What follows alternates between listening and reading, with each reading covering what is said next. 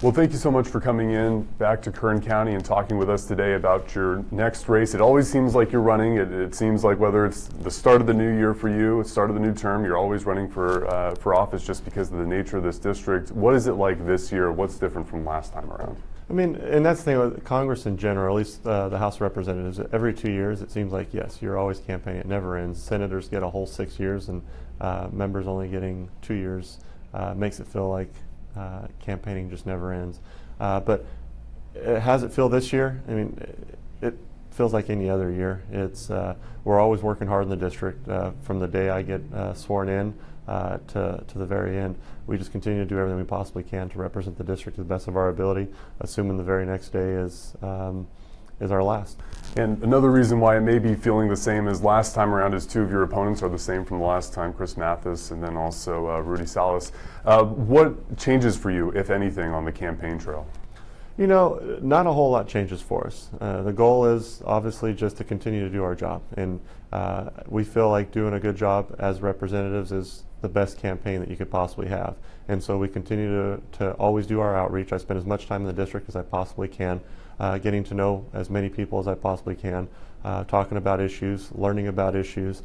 We do our outreach with our mail, and we do our outreach with social media, and we obviously do our outreach with our teletown halls, where we've connected with thousands, tens of thousands of people. How do you feel about a potential government shutdown? I know that what people see is that it just keeps getting kicked down the can with as many times as it just keeps getting pushed with these little 2-month pauses. What is the full solution that you can come up with? And I know that you're on the Appropriations Committee. We've talked about that before, just about how frustrating it can be to see maybe not all the hard work that you've put in on those 12 bills passed. Well, we passed 7 of the 12 off the House floor into the Senate, and so that for us that was pretty good progress. We moved all 12 bills out of committee themselves. The Senate never does anything, and that's our biggest frustration, is the Senate always sits on their hands and waits. And we had to pass CRs because a government shutdown is not a solution, and that's something that I'm a firm believer in.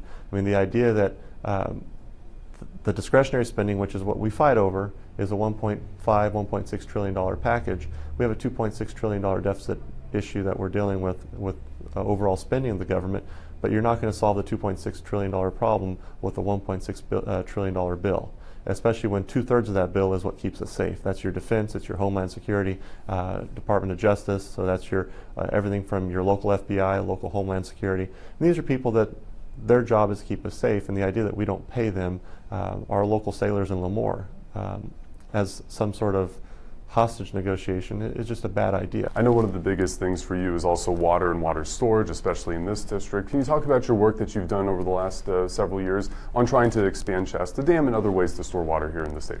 So the water legislation I've introduced multiple different pieces of legislation over my career, but the one that we've got now is 215, and that bill, we're looking to get it off the House floor as a standalone bill in the next few weeks, once we get into one of those weeks where we specify natural resources bills.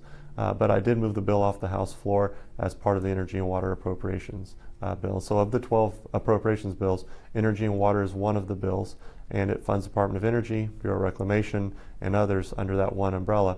And of that 100-page bill, about 60 pages of it is my water bill. We're currently working with the Speaker's office so that as we're negotiating a final package to fund the government, we're hopeful that we can get as much of that language in the final package and signed by the President to help us with water.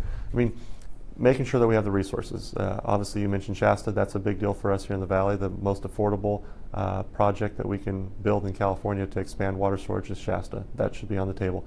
Biological opinions, that's part of the bill. That's something that helps us manage our water better with the best, most recent science available. And then the WIN Act extension is something that we've already seen the benefits of that with Bryant Kern Canal and things like that. We would like to see that as well. And so those are all things that I'm going to continue to fight for. In the same respect too, energy production, oil production is a big talking point here. When California is looking to, try to phase out the sale of new, gas-powered vehicles, how does that impact the Central Valley and perhaps parts of your district in Kern County? And how can you change that or fight against that if you're in Washington, D.C.? So, I mean, when the state passes their regulations, it's difficult for Washington to come in and change things. Obviously, we all believe in states' rights, but it's something that we're going to continue to put pressure on the governor and look for any different angle we can. We've sent letters to the governor, and we've supported legislation in the past and continue to support legislation that would allow a little more flexibility. I mean, how does that affect people here in the district?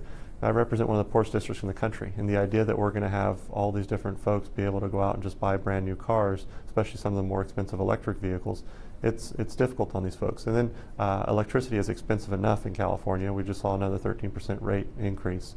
The idea that we're going to force these people to buy a brand new, more expensive car and then have to fuel it at home with electricity that's, again, more expensive, it's just not the right time, not the right place. I think technology's improved on all types of combustible engines around manufacturing of cars. I mean, there's a lot of ability there to improve our air quality and do things that we're continuing to do now without punishing the most vulnerable of our population. I know California in a lot of ways over the years has been, you see bills and new laws that come through California first that are then implemented by the entire country. Are you worried that any of these particular energy type policies that are seen in California are going to be implemented in DC? And what would you do if you see similar things in Washington? I think California has shown they do pass a lot of legislation. They end up being a bill factory every year. So every year, at the beginning of the year, you see news stories of 1,000 new laws that have passed. But when you see the crime situation, you see the cost of living, you see the cost of energy, you see all the different impacts it's having on people, and the idea that as many people are fleeing the state as they are, I don't get so worried, I don't get so nervous that you're going to see those laws implemented at the federal level, because I think enough people look at California and say it's not the direction we want to go.